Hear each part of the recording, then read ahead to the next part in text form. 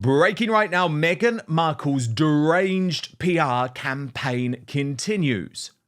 Not content and losing the plot because of the fact that she is now seen the world over as a disaster tourist who will use anyone's tragedy to receive good PR. She's been sending out her friends, she's been sending out her bullied staff members to try and change the narrative. Personally, I don't think it's working. Personally, I think it's hugely embarrassing, and we will get the verdict from our royal mastermind, Angela Levin, on this in just one moment. But let me take you through this cringeworthy article. You're going to have to listen to this with like your fingers in your hands because it's just so embarrassing. But it's from Marie Claire, and we know Marie Claire is one of the only magazines alongside Town and Country, People, and Us Weekly that has remained slavishly loyal to Meghan Markle. And it is headlined exclusive. Meghan Markle's behind-the-scenes help made the biggest difference for Altadena girls' fire relief.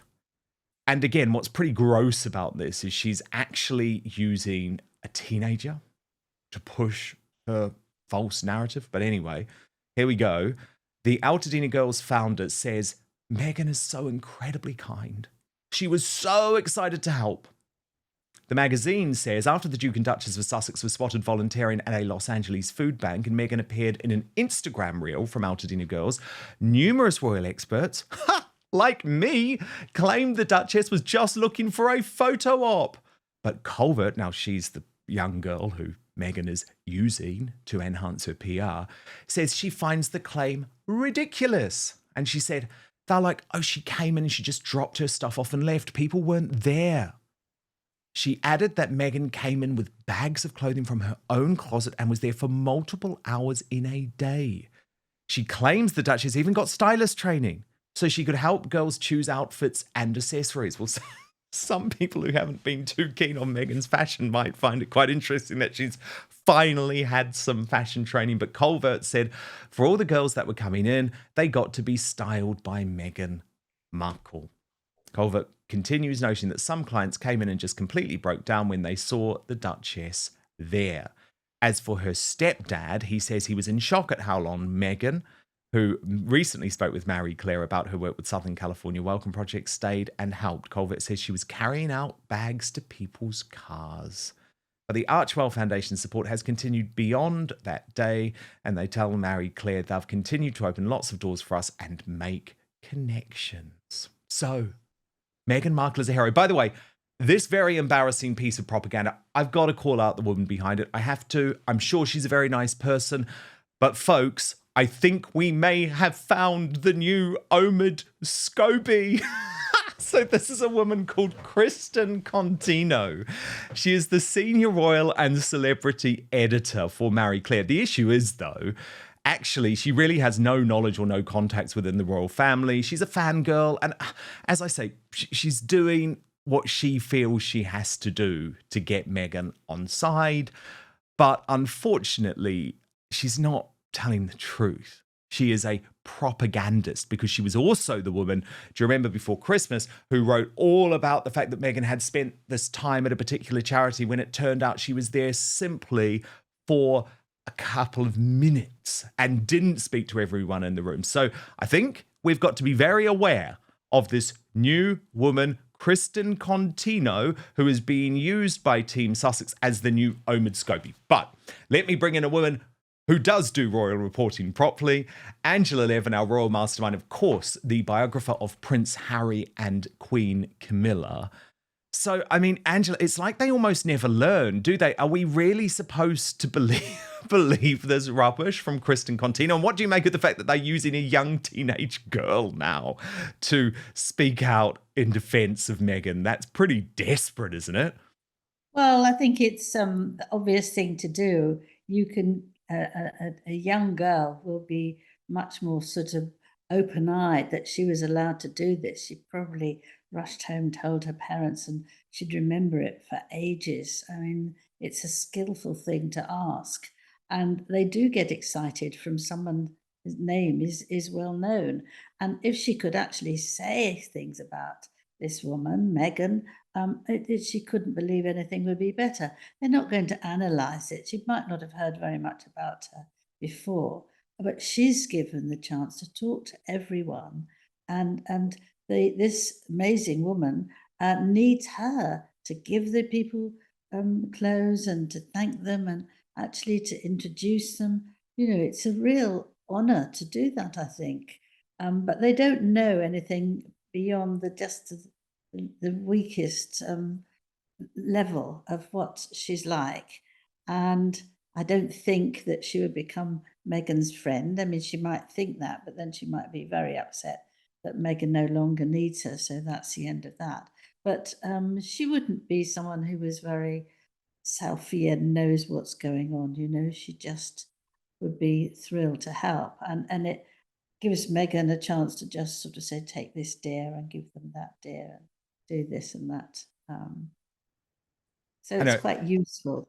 Well, it is, but I mean, oh, goodness, I mean, look, she looks like a very sweet girl, Avery Colvert, and clearly her heart is in the right place. I don't for a single second have a negative word to say about her, because actually, unlike Meghan Markle, she is doing proper charity work, and I fully support her. What I have an issue with is Christine Contino and Marie Claire and Team Sussex and Archewell exploiting a 14-year-old girl to push propaganda about Meghan Markle, which we know is not true.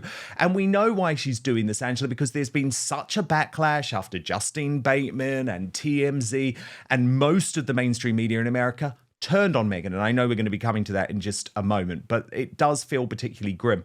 What do you make of this Kristen Contino, Angela? Because do you remember she was the woman last year who wrote all of that false information about Meghan's event with the women from Afghanistan? And it feels like she will just pump out whatever Team Meghan tell her to, which is what Omid Scobie used to do. Meghan didn't stay for the meal for these people. She didn't go and collect them. And she used the same photograph for the first one, for the second and third, I think. So somehow that was fiddled as well. Well, I think that a lot of people will tell soft lies to get in a newspaper or on a television. And if the people there don't want you to be straightforward and say what you think and truthful, people do say all sorts of amazing, ridiculous, complimentary things to someone who actually not only doesn't deserve it, but hasn't done it. I think that you must know as well that journalists get told off if they say something that the people in the higher up role don't want to know. They just want to think, well, they might get her to talk to them if they say lovely things about her. If she gets lots of place, then they can, get people watching more than they'd hoped. Meghan actually draws people to her because some of the things are so amazing and that people will watch them. And I think that's what will happen with Netflix. This is what this woman can say, that it would be very, very popular. But really, a load of people watch anything, whether it's theatre, a film, or Meghan trying to make you eat some pasta, that, they are wonderful. But they're so awful, it comes across so ridiculously that you sit there roaring with laughter. I mean, I've been to things where, it's been so terrible, it's about to close, and then lots of people wanted to see it because it was funny and they couldn't believe their eyes. And I think we've got two ends of that, haven't we? We've got Netflix and we've got Marie Claire, and they're both trying to fight to be the sweetest person about Meghan in the hope they'd get a good story. And that leads us on, Angela Levin, very nicely to some in-depth research that you have been doing on the back of a story from the Daily Mail, which claims how America turned its back on Prince Harry and Meghan Markle. After Vanity Fair's recent expose, we look at the previously pro-Sussex media that have now betrayed them. And the Mail set this article up by saying, Angela, across the pond, however, US media companies initially gave every indication that they would support their American Duchess and her Prince Charming. This could be seen in US outlets treating as fact the allegations they made in their notorious 2021 interview with Oprah Winfrey, which included accusations of racism and conspiracy in the royal family. After this, the royal family were lampooned as being out of touch and riddled with unconscious bias. The US media onslaught was so severe that Americans quickly took to social media to finish what the American Revolution started and to burn down Buckingham Palace and the monarchy. Oh, Angela, what a difference 5 years makes. Because, of course, since that moment, Spotify, The Cut, and Vanity Fair, they are the three outlets that the Mail points to, have turned, and so too has the mainstream media. So, Angela, what have you learned about this, and why has the media in America turned on Meghan in this way? Well, I think they believed her. I totally believed her and thought again what a victim she'd been. I think this victim thing is very important. And she said lots of things that weren't true. And she also knew that the royal family wouldn't respond because they don't do that. So everyone thought she'd had the most terrible time. But actually, she might have felt it for herself, but I think anyone else would have thought that she'd been very spoilt. And I know that the king, I know that the queen, I know that they tried really, really hard, and they were thrilled that she joined because they could do so much for the royal family. They were thrilled about her, so they weren't out to be nasty. And but I think it took a long time, for quite a long time, for them to realize that a lot of this was made up and there to be nasty. And the thing of saying they were racist when the Duke of Edinburgh was dying and the Queen was unwell actually hung over the royal family for a very long time. The last thing they are racist, because they've got lots of people of different colour and different countries, and I think that it was the most terrible thing. And then they said afterwards they never said that. It was some sort of bias, but that's just the same. And I think that's what it is, that people found out that what she was saying and was not true. And so they began to feel, they thought it was terrible for the royal family. And I think Americans and loads of people care about a family. Lots of taxi drivers said to me, "Oh, this Meghan, well, she shouldn't be doing that. You don't wash your dirty linen at home. That's real nasty." I didn't start the conversation. They would just sort of mention it on my journey somewhere. And they found that you shouldn't. If you don't like the mother, your father-in-law, your mother-in-law, then leave them, go away, be quiet. But you don't actually bring it out in the open of how awful they are. And to do that for the royal family was absolutely disgusting. And she just never changes, does she? It's always about her and the victim, and everything is so difficult for her in life. And so they don't like her anymore. And now people don't believe what she says, maybe not a word what she says. It's her own fault for saying things that are not true. And actually trying to get the first thing. I mean, she does really want to destroy the royal family and to say how awful the UK is. I don't want someone to say that to me. I love the UK, despite everything. It's my home, and she was looking for trouble. And Harry was agreeing because he didn't want to say things. So he's said some awful things about her, that he'd lost his father. His father had gone, no more interest. That's not true at all. His father misses him and does love him, but he hates what he's doing. And Harry's being very rude when he's been there and leaks information, makes money out of it. So this couple who've got loads of money and a home that's worth a fortune, £23 million, I was told the other day, it's gone up to, and they're still moaning and groaning. But first, don't eat breakfast until you learn about caloric bypass. Now, your breakfast is setting you up for the entire day to either gain weight or lose it. The term breakfast literally means to break your fast. Get it? That you started the night before. So, about 4 hours after you eat dinner, your body switches from the nutrients we get from food to the stored glycogen we have in our bodies. Once glycogen stores are depleted, typically after 8 to 12 hours of fasting, the body shifts to burning fat for energy. Fatty acids are released from fat stores where they are converted into ketone bodies through a process called ketogenesis. Then, when you eat breakfast in the morning, the body starts the cycle again. This is where the caloric bypass comes into play. Dr. Gundry, a heart surgeon in California, learned that if you break your nightly fast with something called MCTs, or medium chain triglycerides, you can actually keep burning fat throughout the day and use it for energy. But there are specific types of food that contain these MCTs. Using this breakfast breakthrough, he was able to lose 70 pounds just through diet.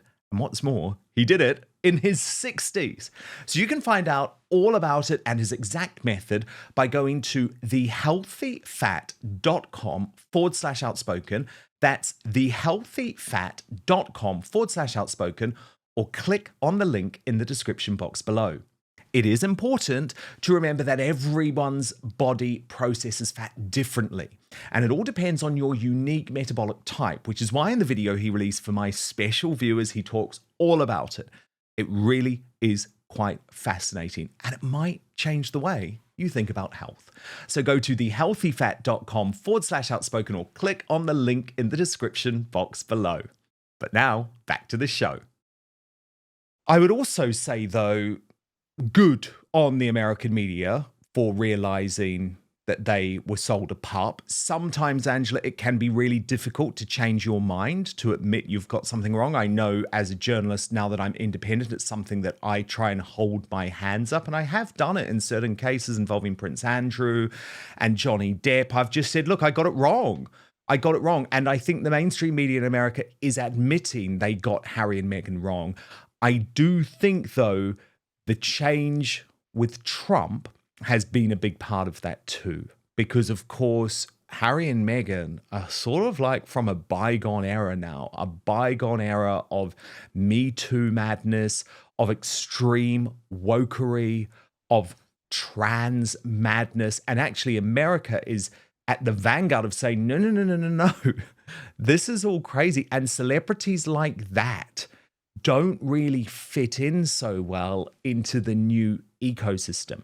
And what does fit in very well, of course, is Trump expressing his massive love for the royal family. And actually, celebrities like Taylor Swift, even though they are aligned with Kamala Harris and Joe Biden, saying, we choose Harry over William. Sorry, we choose William over Harry. I find it all fascinating. But Angela, look, I want to speak about Princess Beatrice, because you think too much pressure is being put on this young woman who has just given birth, because a lot of folks seem to think that she is the key in terms of bringing King Charles and Prince Harry back together. Now, can I just say from the top of that, Angela, I actually don't want anyone to bring King Charles and Prince Harry together. I think King Charles is better off without Harry. But what are you hearing about the pressure that's been put on Beatrice? Well, apparently they think that because Harry wants to come back so badly, that Beatrice is the only one who'd be able to get him back to talk to King Charles, and actually even get Meghan to join him. I don't think so. I think she's made it so sure she hates the UK and the royals, and most citizens don't really want her back, because she's also incredibly demanding should she come back. So you don't want her. But I think also you should leave Beatrice alone. I mean, she's had a premature baby, which luckily is perfect, they say. But it's still hard work. And even if she's got a lot of help, which I'm sure she does have, you want to have all your time with a newborn baby, and you want to be able to look at it and not have other responsibilities. I think it's a great shame that her husband, Edoardo Mappelli Musi, a property developer and an Italian, went off after just 2 or 3 days, because I thought that was a bit of a shame, particularly as she looks after Wolfie, his son, who's 6 years old. So she's got to do that. She's got a daughter. She goes round regularly to her father, Prince Andrew, because he's very depressed, and she tries to cheer him up. I mean, if he sees the baby, I don't know that she would be taken out yet, so it's so cold. But, it might really cheer him up that he's a grandfather yet again, and that would be very nice. She's worried about her mother, who's had cancer twice in a short time. And, we've got the problem of the Royal Lodge, that he's been told he needs to spend £30 million on it, which will make him very upset. And she's a very busy woman. She's very stable, and she's very good and down to earth. And her father wouldn't listen to her over the long interview that was a disaster. But I think that you shouldn't expect her to deal with that now. I mean, that's just one thing too much. And when the baby's older, I mean, the baby's 4 pounds 5 ounces, a tiny little thing, which is lovely, but you have to really be careful and look after them first. And she's got a big family now. She does, doesn't she? Yeah, and look, it puts a lot of pressure on those girls. Those girls, both Beatrice and Eugenie, have tried to, I guess, be a bit of a bridge between Harry and the royal family, but even they at times have been utterly disgusted with the way that Harry and Meghan have behaved. I know that for a fact. So yes, they haven't cut contact like most of the others, but whether they're really going to be putting pressure on King Charles, I think the thing they care most about when it comes to King Charles and Prince William is the situation surrounding their father. And that moves us on very nicely, Angela, to this extraordinary revelation from a new book about the Labour Party called Get In, Yes. which talks all about Angela Rayner, now Deputy Prime Minister of the UK, making some incredible demands of the royal family and verbally attacking Prince Andrew as, quote, that N-word. I'm not even going to say that word. And essentially branding him a paedophile, which is, of course, a completely unproven and contested allegation. But what was perhaps most interesting in this article, Angela, is that she was very opposed to the idea of Prince Andrew being a councillor of state. And people like me were very opposed to the idea of Prince Harry being a councillor of state. But the royal family didn't actually listen to Angela and remove Prince Andrew and Prince Harry altogether. They came up with this artful solution of adding, I think, was it Edward and Anne? So the idea being that Andrew and Beatrice, that's right, with the idea that Andrew and Harry would never be called to do it. But I mean, what do you make of Angela Rayner, Angela Levin, really expressing, I would argue, some pretty anti-monarchist, sharp views? And she is a straight-talking woman, whatever you think of her. Well, I think this is very interesting, that she felt that she had a responsibility there, had an ability to go to the palace, talk to the government, and say that he doesn't have the right to do that. He shouldn't have had links with paedophile Jeffrey Epstein. And she has tried very, very hard to get him and Harry knocked off the list. This book, which is called Get In, which is by two, Patrick Maguire and Gabriel Pogrund, which is coming out on the 13th of February. I think it's going to be fascinating because she's a woman who does say what she thinks, and actually for use the N-word and say how disgusting it is. She was absolutely furious. She wasn't going to do that. And when they discovered that in February 2011, when it was 2 months after Andrew claimed his relationship with Jeffrey Epstein was ended, he emailed Epstein, discussed the press articles, and then wrote, "Keep in close touch and we'll play some more."